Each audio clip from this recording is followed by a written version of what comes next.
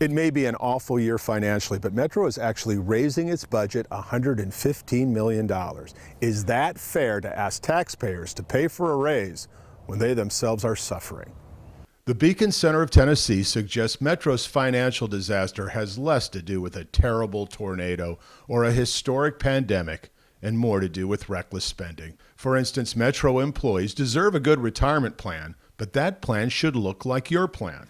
Because right now, their retirement is a lot better than your retirement. It's not a 401k, it's a promised pension. They do not contribute anything to it, unlike you, and yet the payout is guaranteed for life, unlike yours. And even the federal government over time has moved from defined benefits to defined contributions because it's impossible to keep making these promises over and over again. This kind of pension bankrupt Detroit. This kind of pension is now 60% of Illinois' state budget, according to J.P. Morgan analysts. That's why the state of Tennessee stopped new employee pensions in 2014. Just by asking employees to begin contributing, the state has already saved taxpayers $225 million.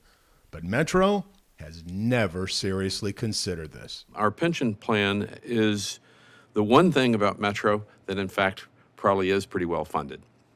Historically. And so I think we can take some comfort in that. Now, in terms of our arrangements with our employees and the future of Metro, obviously this is a subject that needs to be repeatedly discussed. Healthy, yes, but wise? Metro has put $696 million in pensions in the past 6 years. Imagine if half of that would have been employee contributions. $348 million in savings. Wouldn't that come in handy right now, since this enormous property tax increase would raise less at $332 million? The point is, maybe the city needs to look at how it does business, not raising your taxes. It's not the only place where the city is moving in a different direction than its private citizens.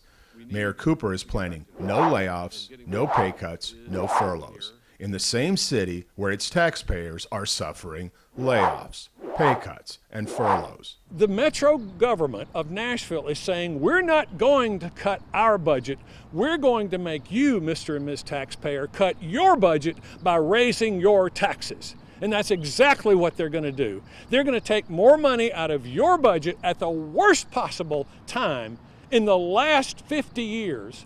Ben Cunningham of Tennessee Tax Revolt is really good at sending tax proposals to a fiery end. He has defeated dozens of taxes in counties all over Tennessee and actually helped change Metro's charter to cap taxes. He has heard all this talk before. The world will come to an end if you don't pass this property tax increase. That's every time they say that. We will be destroyed if you don't pass this property tax increase. But you know what happens when the property tax is defeated? The sun comes up the next morning, the birds are chirping, and life goes on, and government makes the hard decisions that they must make. There is another retirement benefit for Metro employees that makes the pension look like chump change.